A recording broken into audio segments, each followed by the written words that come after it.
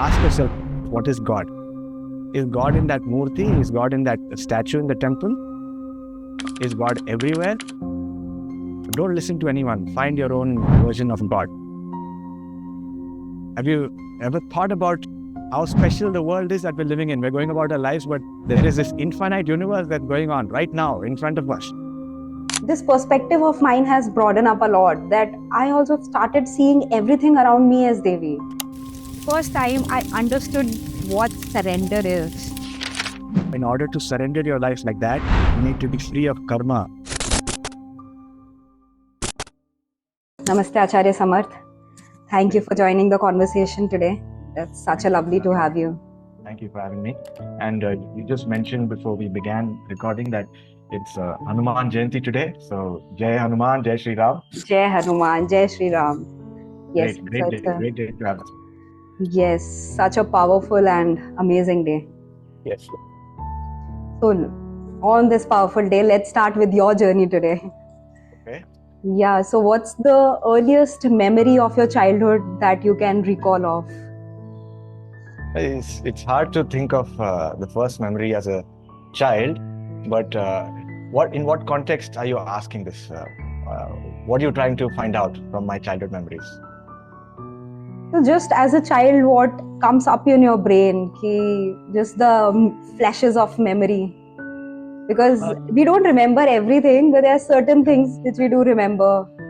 Yeah, well, the simplicity of my childhood, I had the fortune of spending the first few years of my life with my maternal grandparents, because my parents were working and my mother was studying and doing her degree.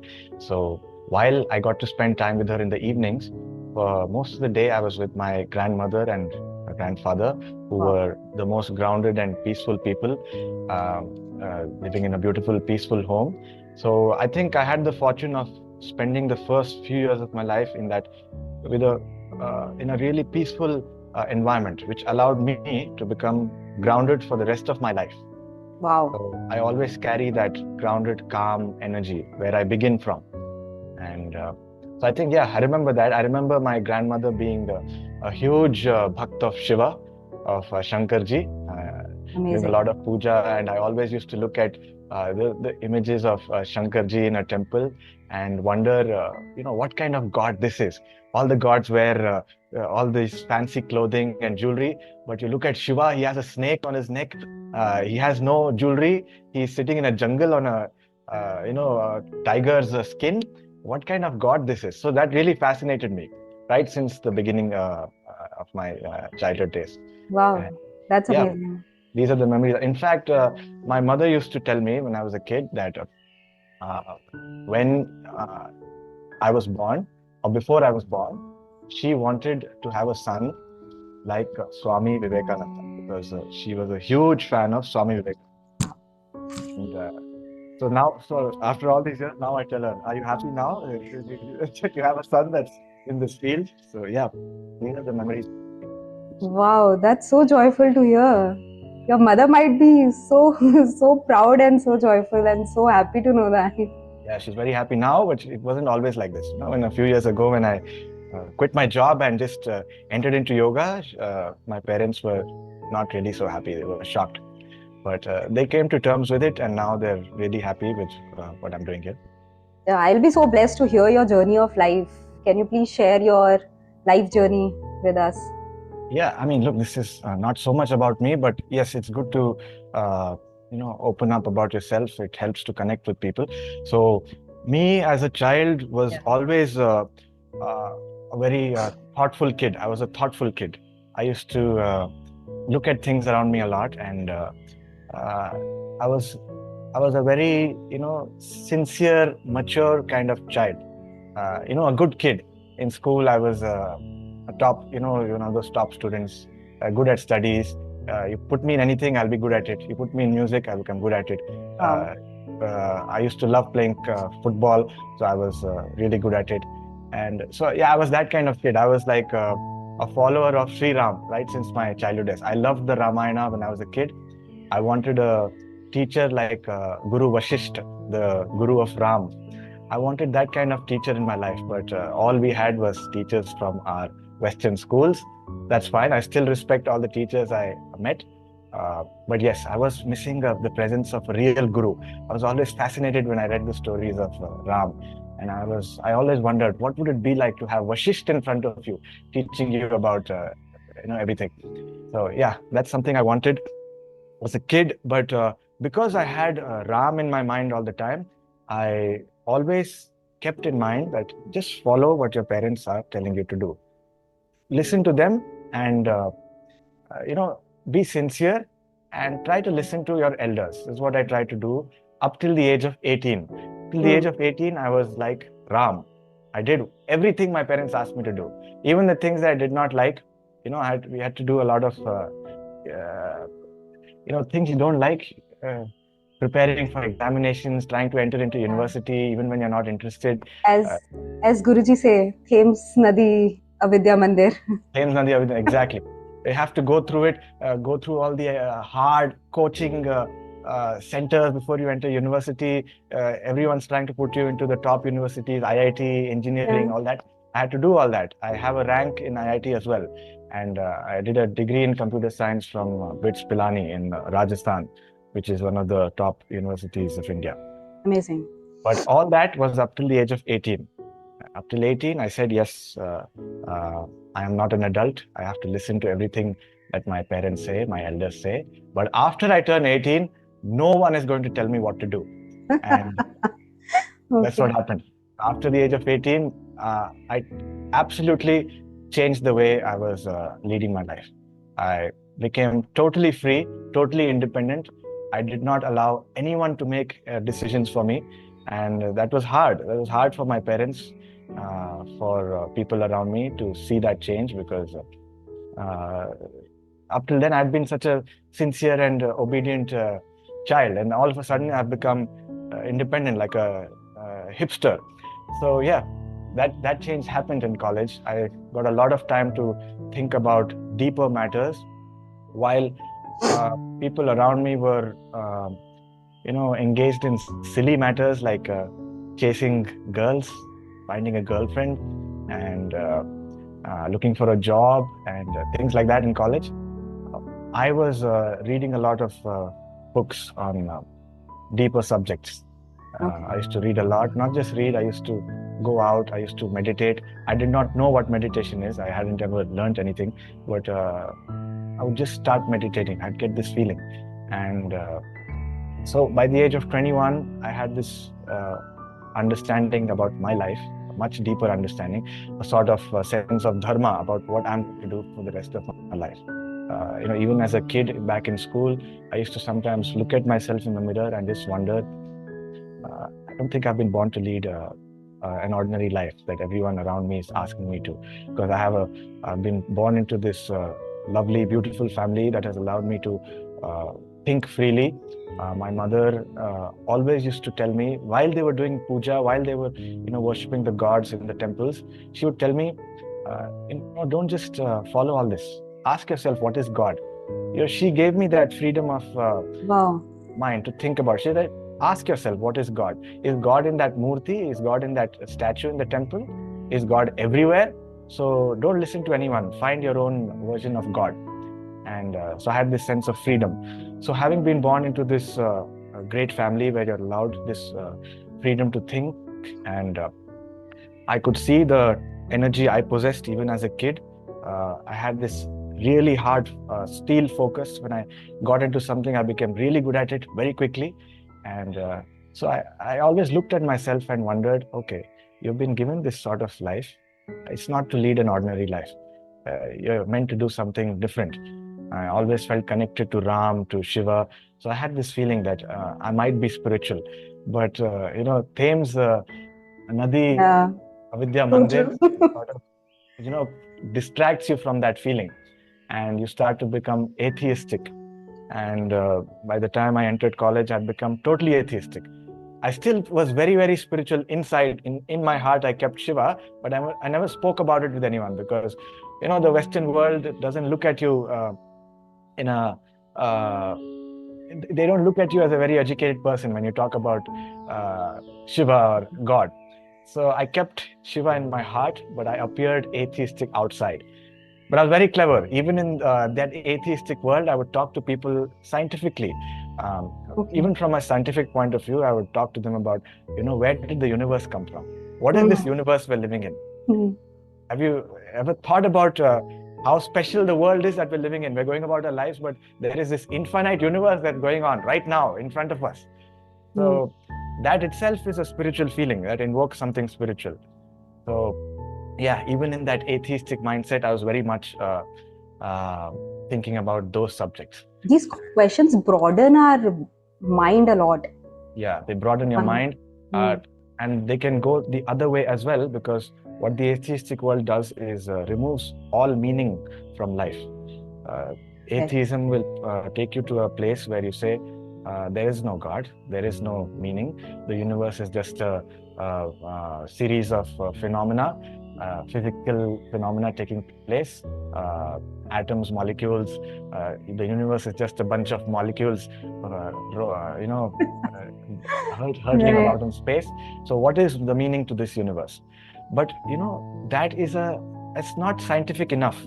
If you really want to think that way, then you have to go one step further. You have to be even more scientific.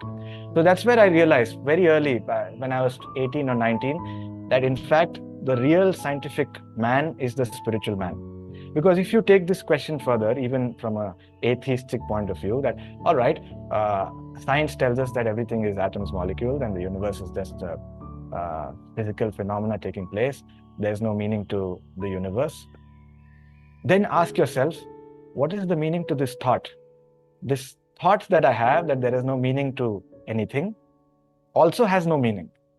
Yeah, true. And the second you really feel that, you really see that point, that even this thought that nothing has any meaning is meaningless. Then your eyes open up. Then you start to experience the world of Devi, and then you realize that yes, there is something spiritual. So I feel the atheistic world, the people who don't believe in God or very so-called scientific, aren't really scientific. They need to go a step further, and when they really become scientific, they will realize that presence of Shiva, of Devi. Yeah. That's how I was. Devi's power is everywhere. I think this conversation between us is happening is all a blessing of Devi. It is. I'm glad to have a Devi doing this podcast for me. Thank you so much. Yeah. Yes. Since I have learning from Guruji, this perspective of mine has broadened up a lot, that I also started seeing everything around me as Devi. Like we have started this podcast, I was asking Devi for blessing us. Yes, and that becomes so natural. We don't have to make it a ritual or act as if we are worshiping. It's a really natural feeling. You can actually feel the presence of Devi all around you, even in your mind, even in your thoughts. Yeah, it's a wish how she wants it to flow. Yes, and you have to kind of surrender to Devi, because you can't go against Devi. Yeah. You go against Devi and you'll end your life. So yes, I think that's how I was right since childhood, and even through the colleges. This is the kind of mind I was developing. So wherever I went, I could see, I started to see things from a point of how Shiva would see everything. How would Shiva see the world around him if he was in my body? And this is how I was leading my life in the early years. Around 21, when everyone was looking for a job, I decided not to make an effort in that direction. I mean, I was in a really good university, so without doing much, I did find a job. And because my family wanted me to, earn something for after all that, getting a big degree, but never spent any effort on it. And I always knew, even before I got the job, that I'm not going to continue in this field. I'll do it for a couple of years to satisfy my parents' need for me to earn money, but after that, I will drop it. I decided that at the age of 21, and I did exactly that. I worked for 2 years and I stopped. I quit my job after that, and decided to do something more useful in this world. That's how I was. Great. So there are two learnings which I have learned from your conversation right now is, you have always seen your body as temple. As you're saying that you used to ask yourself what it would be if Shiva would be inside me, how he would look life as. So, which give me a sense of feeling that you have always treated that God resides inside me. As Yes. we say, the first temple is inside you before Yes, you for look sure. outside. For sure. And that's the reason we have kept our bodies so healthy. It keeps you young. I mean, I'm 32 years old, but when people look at me, they tell me, oh, you look like you're 21. You're just out of college. Because our bodies have remained young, we don't age because we treat our body as a temple. This is where we begin. We don't go outside. We look within first. So yes, you're right. Yeah, great. And the second thing I have understood, you had a great clarity from uh, from your youthful time, as always. Like Yeah, amazing clarity of life, what you want to do. yeah. I mean, we all make mistakes and we learn a lot from our mistakes. But yes, there was always this sense of vision about how things are going to be. I mean, I don't really talk about this, but since you brought this question up about my life, I always had an inner voice, a voice that is telling me this is what's going to happen with you in the next 3 years.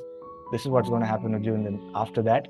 Uh, there was an inner voice that told me that I would leave my job. When I was 20, that voice told me I would quit my job at 23. I'm getting some same voices nowadays. There was a voice that told me you will find your guru at the age of 29. And Wow. that's when I met Guru Pashupati. That's when I met Guruji. Uh, there was a voice that told me you'll find the one that you'll live with at the age of 28. And that's exactly when. So there has been a voice that's guiding me. And I started to, right from my school days when I was 15 or 16, I started to just follow that voice. I just felt like this might be a rishi talking to me. And maybe I should just listen and go along with what the voice says. That's how I've been leading. Right now, the voice has told me something for the next few years ahead, and that's how I'm working at. I'm working towards that. Wow, that's great. That's great. I think we, as I've understood it since a year, that we all have this inner voice. Yeah. It's just about how clear it is, whether we are able to hear it, or with all the rewiring that we have around us, are we suppressing that voice from long and now we are not able to, hear it clearly? Yeah, you're so right about that. Yes. In fact, it's not suppressing it. The voice is still going on, but we have filled so much more noise in our head that we can't hear that voice anymore. Yeah, right. Absolutely. There's so much voices around that we are not able to hear our own inner voice.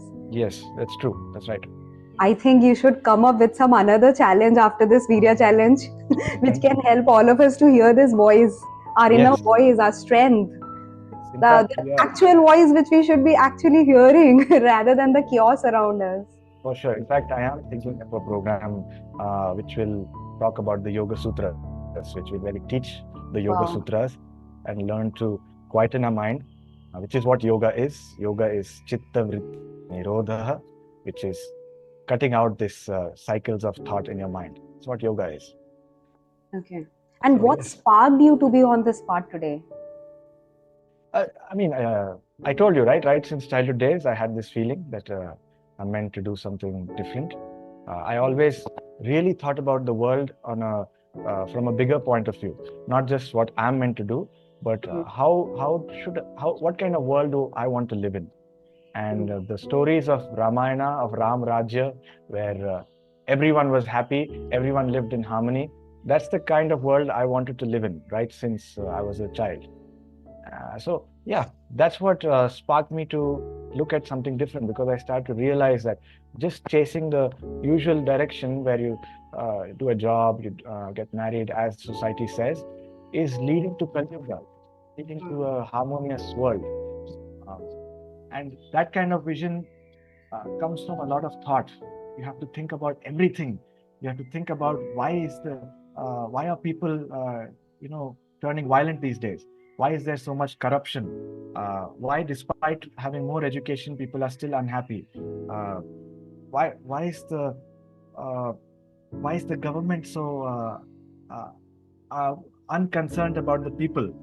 And questions like this. So you have to think about everything in the world, and you start to realize that I am just blaming everyone for the problems in the world.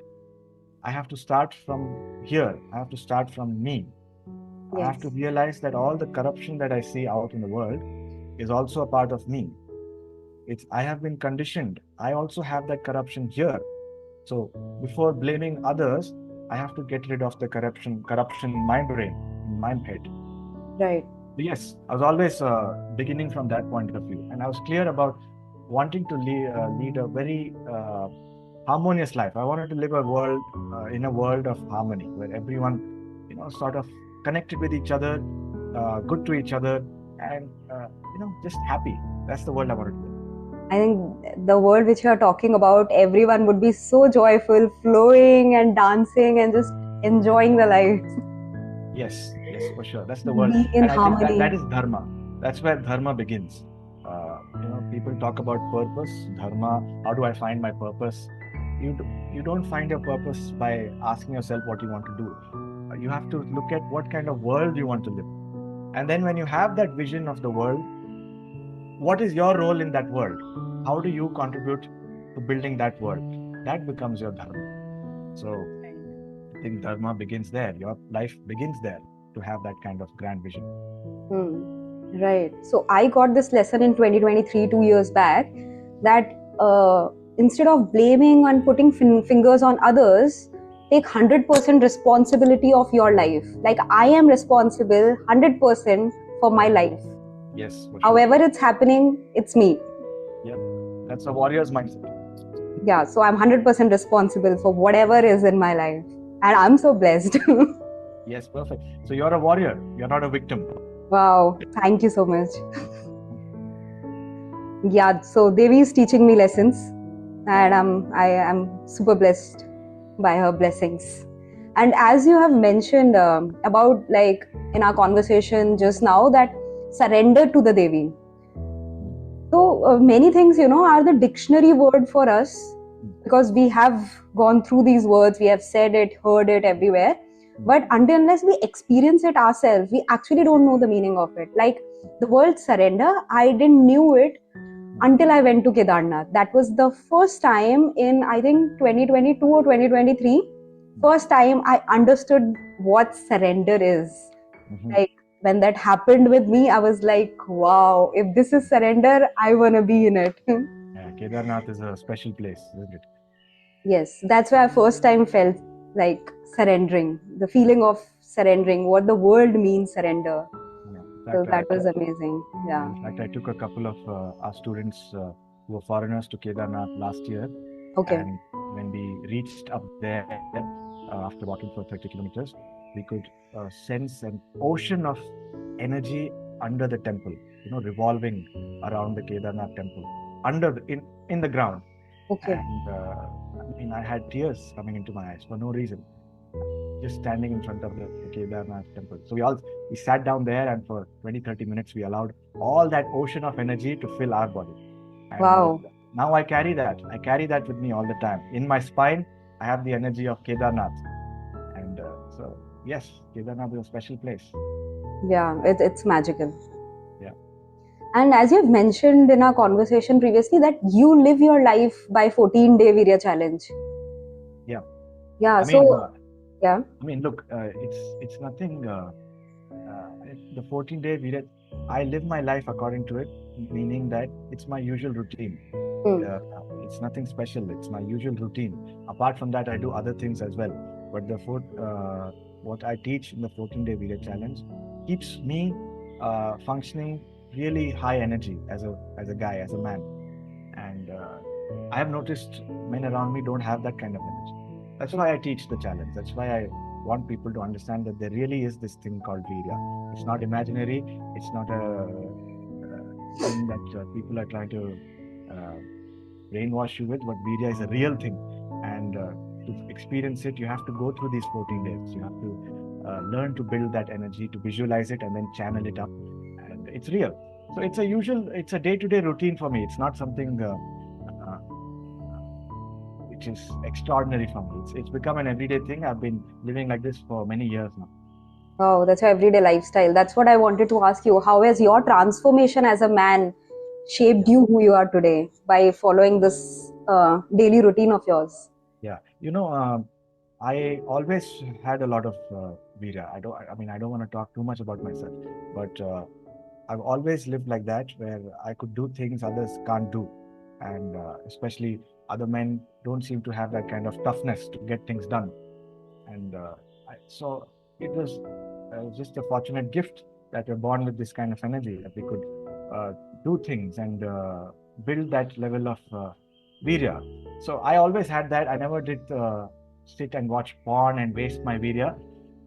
So yeah, I could preserve it. I could preserve my youthfulness because of preserving Veerya. And what was your question? So, how has your transformation been? Yeah. So I don't know if I should call it any transformation. There hasn't been a transformation. I've been always this guy with a lot of Veerya. What has transformed in the last 1 year within me is because of Guruji.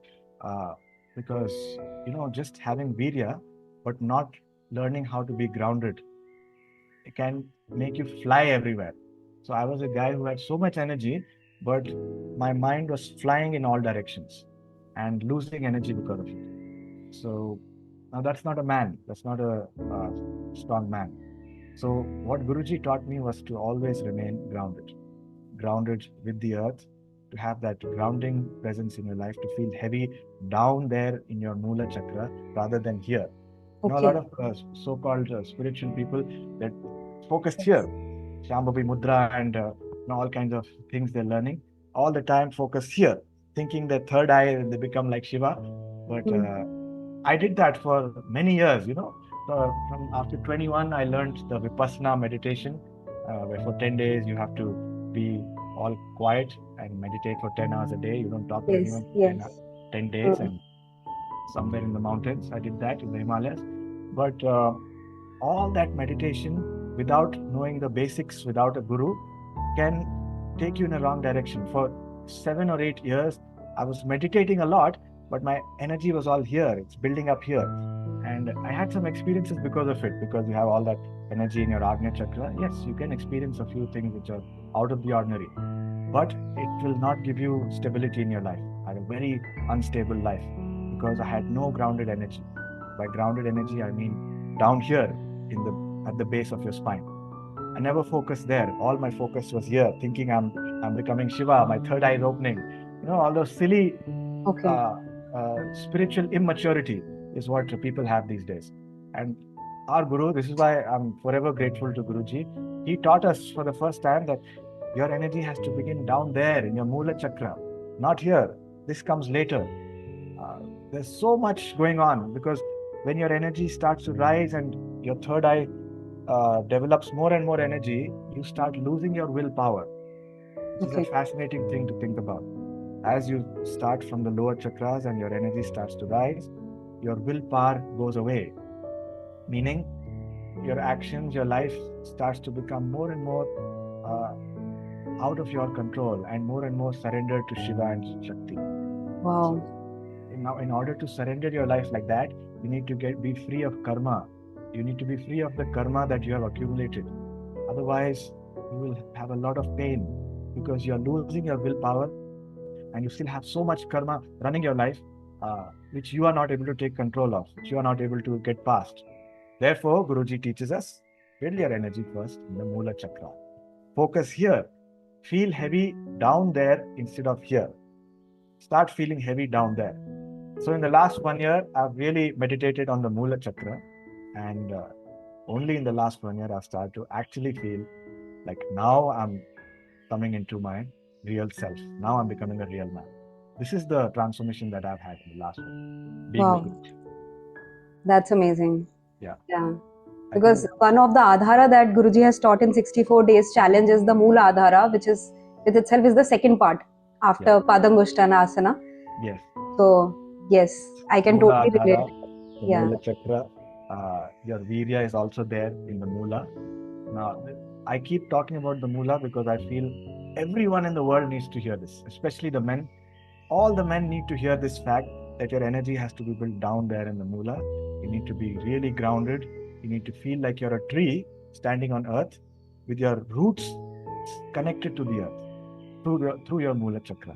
I'm not able to show it on camera, but if you're standing on the earth, your base of your spine, you should feel as if it has roots going down into the earth, and you're always tied, solid to the earth, standing tall like this. That is your presence as a man. Okay, so that's what grounding feels like. That's what grounding feels like. You're always like a tree.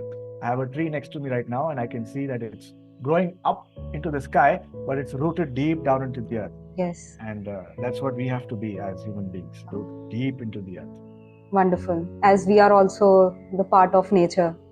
Yes. Yes, definitely. Yeah. You have mentioned this in our previous conversation that in this Veerya Labha challenge, we are preserving the semen and moving that energy up through the spine and building Tejas in our brain.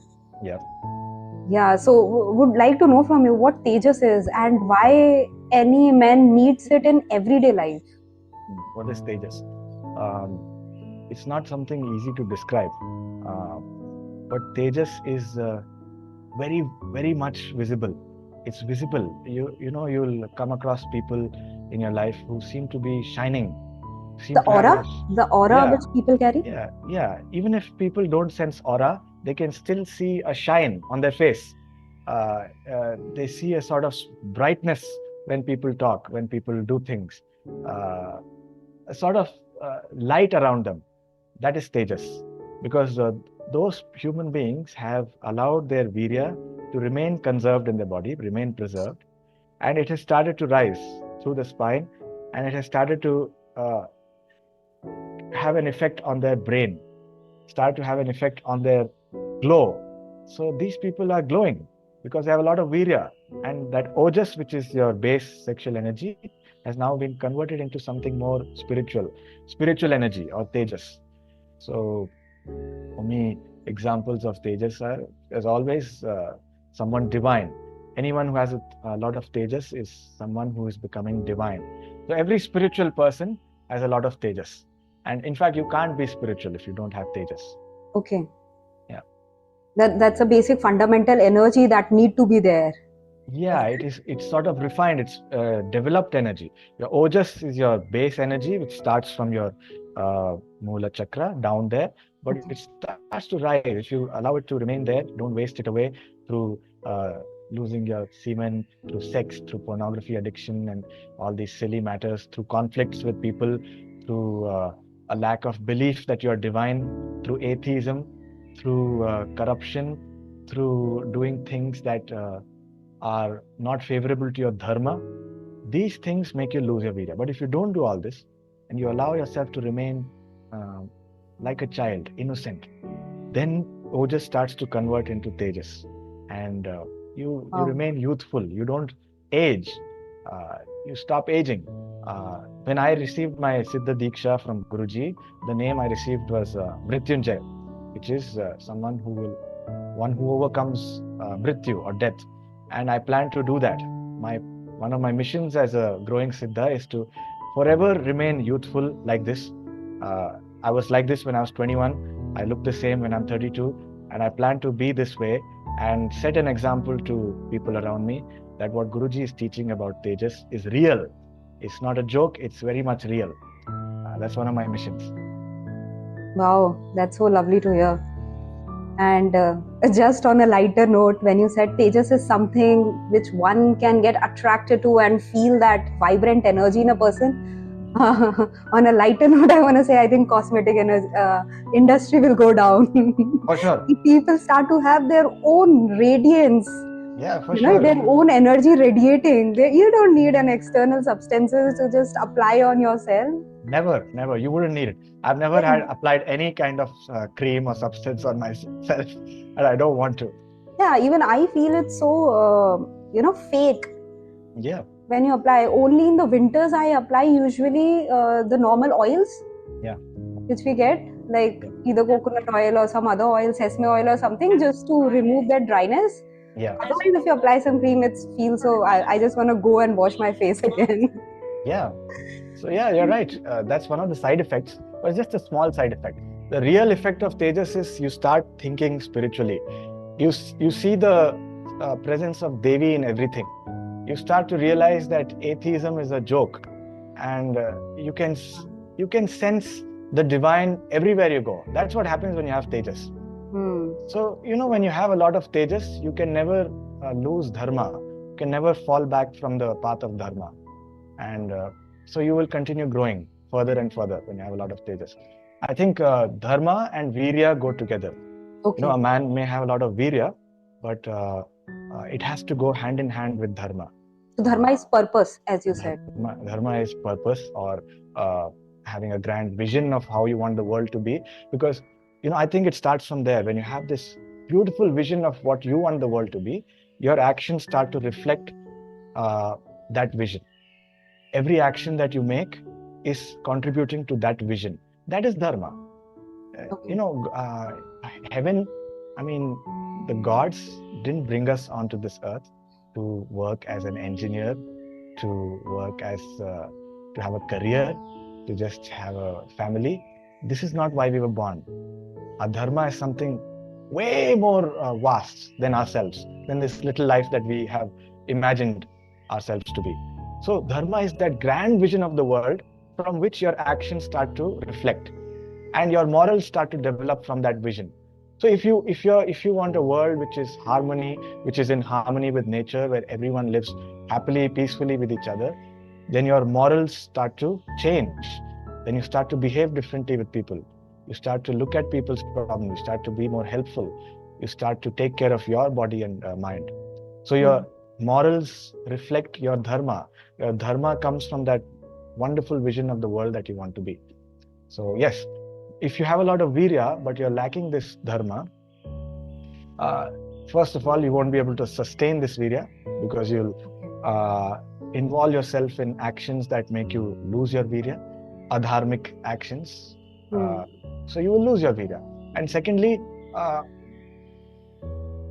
people like examples like Ravan. In the time of Ram, Ravan had so much Veerya, but he was not on the path of Dharma.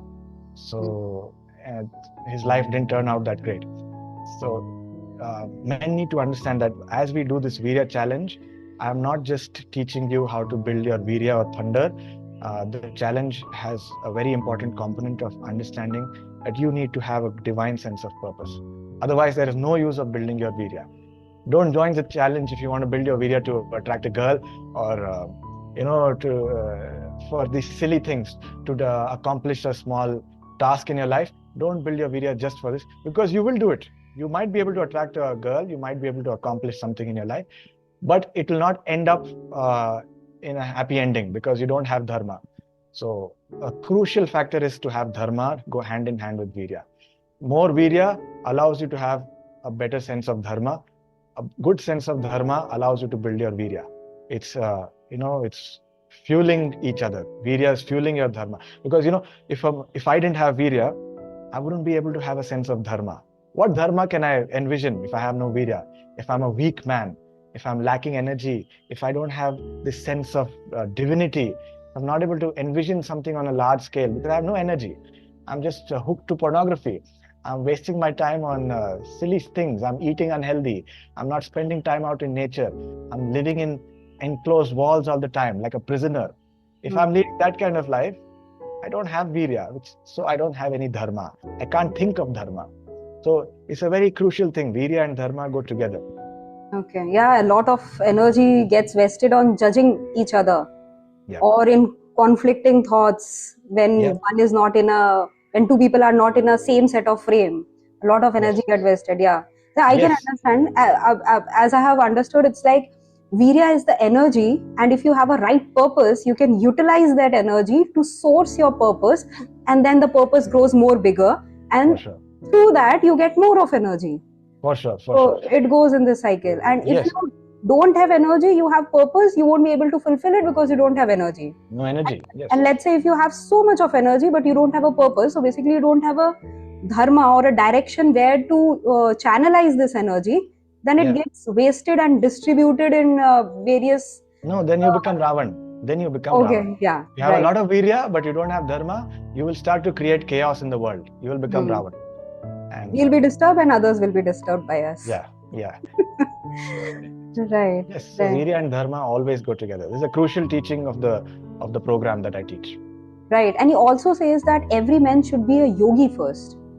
I would like to ask, because let's say if I say to my friend, be a yogi, so I think many, youngsters will have a perspective that they'll make fun that what are you trying to say? Do you mean that you should leave the world, or the materialistic world, not earn, leave the relations? Yeah. So can you Not please only, also enlighten what this word yogi is in yeah, today's generation? it's a good question. So these days, if you tell someone, I want to be a yogi, they'll tell you, go do a yoga TTC program. Yeah, Go to one of those TTC programs, learn how to do a few asanas, and buy a yoga mat, you become a yogi. No, that's not what yoga is about.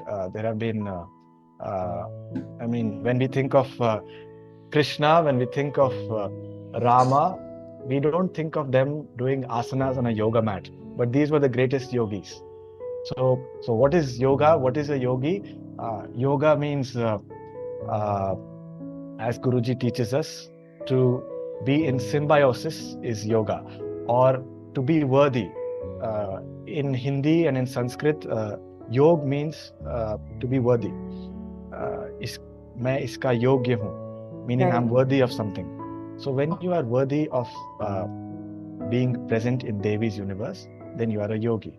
When you realize that this is a world of Devi, everything comes from the energy of Devi, your body, your thoughts, and you start to connect with this divine energy all around you, you become worthy of Devi. And so you become a yogi. Yogya, you become yogya, and therefore you are a yogi. So that's where yoga starts. There's also a brilliant definition of yoga in the Yoga Sutras. If you're not aware, we teach the Yoga Sutras. Guruji and I have a whole series of videos, a podcast on the Yoga Sutras. What are the Yoga Sutras? By what name I can find it on YouTube? You just have to visit Guruji's official page and look for the playlist called the Yoga Sutras of Patanjali. So you'll find it there. So Patanjali was this divine being, a form of Vishnu, who came onto this earth. He was a rishi. He taught yoga in a very simple way. He gave 196 lines in Sanskrit. Just 196 lines in Sanskrit, they became the Yoga Sutras. And today, Yoga Sutras are a foundation of yoga, a foundational text of yoga. So what are the Yoga Sutras talking about yoga? They give a clear definition of yoga. In this very second line of the Yoga Sutras, they describe yogas chitta vritti nirodha. Chitta is your mind. Vritti are loops of thought, are workflows that keep running in your brain. And nirodha is to be able to block them or to be able to stop them. So anyone who can control, who has the ability to just block out these loops of thinking that we get caught in, that is a yogi. Okay, so if you have two people, you have one guy who can do 100 asanas like a gymnast, like a contortionist, and bend his body in 20 different ways, but is always restless, is always anxious. And you have another guy who may not have done any kind of asana practice, who doesn't know about any asanas, but his mind is calm. When he's driving, he's only driving. When he's eating, he's only eating. When he's looking at a person, he's really looking at them. When he's listening to someone, he has nothing else going on in his mind. That is a yogi, not the one who can do 100 asanas. So that's what yoga is about. And I think in today's world, as we describe this definition, it becomes clear that everyone has to be a yogi in today's time. Don't you think? Yeah, right. I can understand it more clearly now. Thank you. So Yeah. if I'm right by the understanding, is it like yoga comes from the word yogya, which means capable? Yogya, And as you have described the second line of Yoga Sutra, which means you are capable enough to control your chitta, to control your mind, yes, so that you are not controlled by the mind and losing it everywhere, rather than you are being the power and controlling the mind. So you are capable enough to do that. Is that right? Not only you, it's the process that takes place in your mind. It's not you that's doing it. It's your understanding that allows it to happen naturally. So if you and I sitting together right now talking about things, if we can see in our mind right now that, hey, this is an infinite universe, it's a beautiful place I'm living in, and the thoughts that I have in my brain is also part of this universe. Yeah. Everything that's going on in my brain is just like a bird flying in the sky right now. How much importance do I give to the bird flying in the sky? If I give that much importance to the thoughts in my brain, then those thoughts won't trouble me anymore. Wow, It's that's just a wonderful. it's just a passing phenomena. Birds flying around there, thoughts flying around in this brain, in this beautiful universe of Devi. And then when this understanding starts to really settle down in your consciousness, in your what they call chitta or purusha, which is consciousness, then you are not giving energy to thoughts anymore. Because you can see these loops of thinking aren't that important. So when you stop giving energy, they just stop. They will naturally settle down and disappear. They'll vanish. And then you are able to use your senses. Your senses are alive. You're able to interact in this world of Devi. Suddenly you find yourself living in harmony with everything around you. You realize you don't need to be a selfish person. You will only have a good life when you improve everyone else's life around you. So you start to work for yourself and others together. This is symbiosis. You're not a selfish person, neither are you a selfless person, because anyone who tries to be too selfless ends up losing all his Veerya. They become weak, they become depressed, they become dull, because they're trying to be so selfless. It's an egoistic action. So you realize, okay, I'm living in this lovely world. I take care of myself, I take care of others, and that is yoga. That's all that yoga is. Anyone who lives like this is a yogi. Wow. Thank you for giving this technique. I would love to practice it. Yeah. The one which you have mentioned of the bird going is equivalent to the thoughts in your mind. Definitely, I'll practice it. It's a beautiful technique. Yeah, it's simple, right? It's not a technique. It's just having clarity of the world, right? Yeah. And you can clearly see things, and you can see thought is a phenomena in my brain. A bird is a phenomena in the sky. Then you will be able to give equal importance to everything. You start to live a life of Niratishayam, which is also a word in the Yoga Sutras. Okay, so I love the Yoga Sutras. It's very close to my heart. So I keep talking about Yoga Sutras talk about Niratishayam, which is to lead a life without excess, to not have excess of anything. Okay, in balance. Sorry? Does it mean in balance? Yes, when you don't have excess of anything, your life is perfectly in balance. But but to have that kind of daily life, you need a very deep understanding.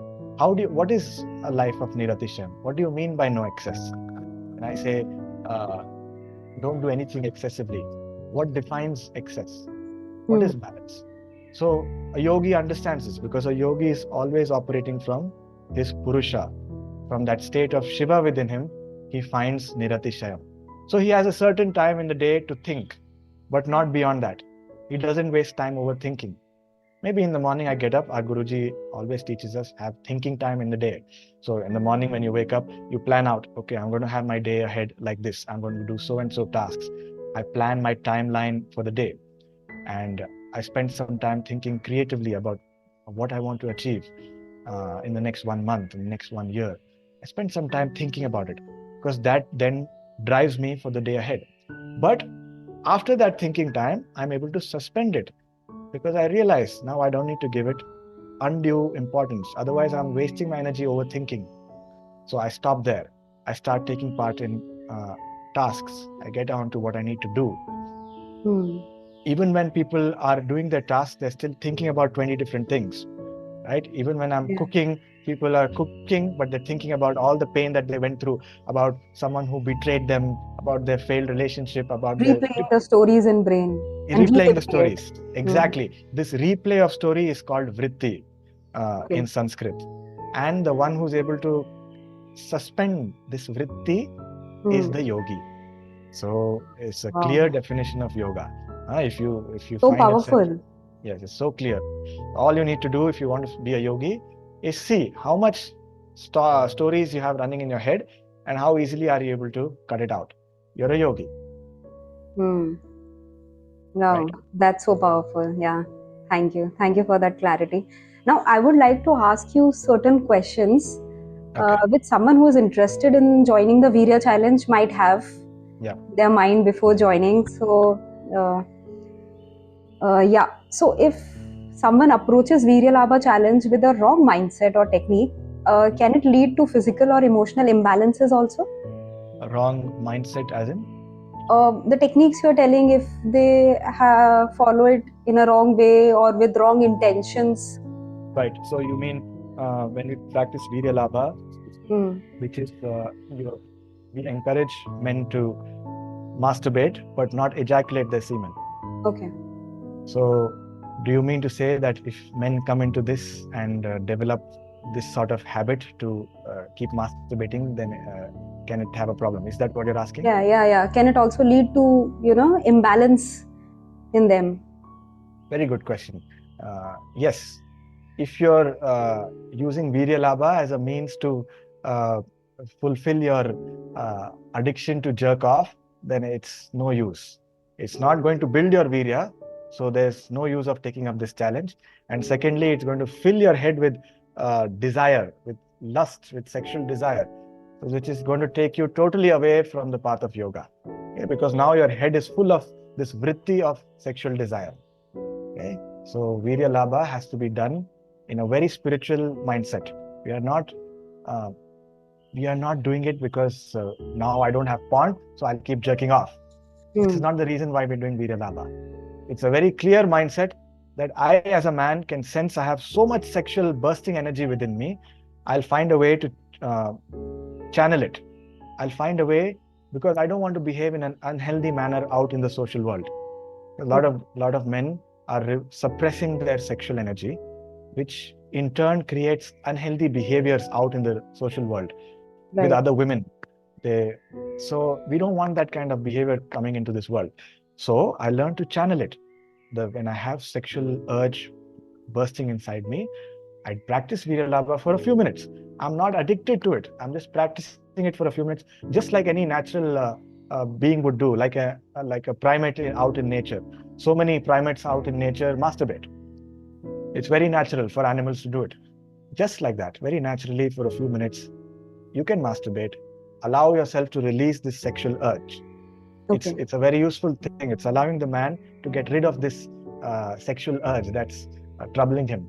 Rather than suppressing, just releasing it. Yeah, you're allowing it to release. You're no more suppressing and stuck with that energy and all day thinking about, oh my God, I need to get this sexual urge out. Every time a woman comes near you, your insides are just bursting and you don't know what to do and you start having unnatural behaviors. This is not the kind of man we want to build. So Veerya Labha allows you to release this sexual urge. Just a few minutes, and when you practice it, you can experience orgasms without ejaculating. Okay, this is an extremely new concept which people are not aware of, but Guruji has brought it out for people. We have practiced it. We know it works. It's real. If you practice Veerya Labha and you're not watching porn, you're not filling your head with all this trash, you can learn to build so much energy that you can experience an orgasm even when you're not ejaculating. Okay, so it's not just women who can experience multiple orgasms, even the man can. So that way, you're able to release your sexual urge and you're able to function then. Because after releasing the sexual urge, all that energy has built up in your moola chakra down there. So now that thunder is invigorating your body. It's giving you this creative energy. Now you want to get up and go do something creative. I want to go and learn a new skill. I want to go and play a new sport. I want to learn martial arts. I want to take up music. I want to learn something that allows me to become successful in what I want to be. So this kind of man is now starting to shine. So Veerya Labha is actually building your energy to allow you to shine. And you know what happens to this kind of man who's building a lot of skills? Women are attracted to this man because he has so much skill. Women find a safe space around this kind of man because they feel safe with this person because he's secure. He has enough ability to take care of the woman. So Veerya Labha is actually allowing the man to become greater, to attract the woman, and then to be able to experience real sexual pleasure or kama. Oh, great. Second thing I would like to ask you is, if someone is facing involuntary semen loss, let's say for example a wet dreams kind of problem, so does this hamper their practice? Yeah, like we were talking about before we began recording, it's such a silly thing that we as acharyas have to talk about matters like this. I'm so But sorry to ask you this. no, it's brave of you to ask, and it's our job to help people. So I don't know what this nightfall problem is. I never had this. Okay, I don't know what this problem is. What is this wet dreams that guys are struggling from? Have we become so weak that we lose our semen while we're sleeping? I mean, it's poor. Okay, so guys, if you have wet dreams, if you're having nightfall issues, then man, you need to take up the Veerya challenge right now. You need to start right now and build your pelvic floor muscles. Okay, that's all you need. When you have a strong set of pelvic muscles, you're you're not going to be loose when you're sleeping. You're not going to lose your semen because of a dream. Okay, it's okay if you're having dreams. That's all right. First of all, you won't have those dreams if your mind is clear. If your mind is focused on dharma, you're not going to have these dreams. Okay, and if you do have these dreams, you have enough energy, power in your muscles to sustain that semen. You're not going to lose it. So our Veerya challenge teaches asanas, teaches exercises that allows men to build a lot of strength in their pelvic muscles. And when they do that, nightfall is just going to disappear. I have never had nightfall, so I don't know. So I'm telling you, you just have to practice a little bit of exercise, get stronger. It's going to go away. Great. I think this problem, whoever is facing, gonna go away just like this once they join this challenge. It's a very easy, it's a very easy thing. Man, when you become spiritual, look, I want guys to understand this. When you become a divine man, when you start to feel like Ram, like Krishna, like Hanuman, these problems are not going to be a part of your life. Nightfall, I mean, no, it's not even in question. Right. Yeah, I would love to talk on this also, maybe in some other conversation of us about all these great men whom we had in our ancient times. Yeah. In fact, I think we could talk about how those men would behave in today's situations. Yes. That would help men to learn about how they should behave in today's world. Exactly. I think that's a good idea. Yeah. And I would also like to ask, once someone completes this Veerya challenge, is there any forum or community which can is there, which can support their long-term growth, basically where they can keep the track of their progress after 14 days? Look, after 14 days, they can always contact me personally anytime. I'm available on the Instagram page. They can also take my phone number. So I'm always available for them if they have any questions. And what the 14 days is doing is beginning their spiritual journey. Okay, this is the way. This is the first step you need to take as a man if you want to start growing spiritually. You can't grow if you don't have Veerya, and you can't grow if you don't have Dharma. So the Veerya challenge is actually really your test as a person who's entering spirituality. If you're a man who's already very spiritual, who already looks like a yogi, then the Veerya challenge is your test. Test yourself out and see if you really have that Veerya. If you're a man that never has done anything, who's never learned to live a divine life, then the Veerya challenge is where you begin. The 14 days will develop a routine in your life. It will ingrain that routine in your head, so that after 14 days, when you wake up the next day, you want to continue living like that. You want to continue doing that in the morning, continue with that routine, because you're feeling so much thunder inside you. You're feeling like suddenly you've become Superman. You want to continue doing that. So what the 14 days does is builds a lifelong routine. I want all the men of Bharat, I have this vision, I have this mission. I want all the men of Bharat to, first of all, stop being hooked to pornography, get it out of your life forever.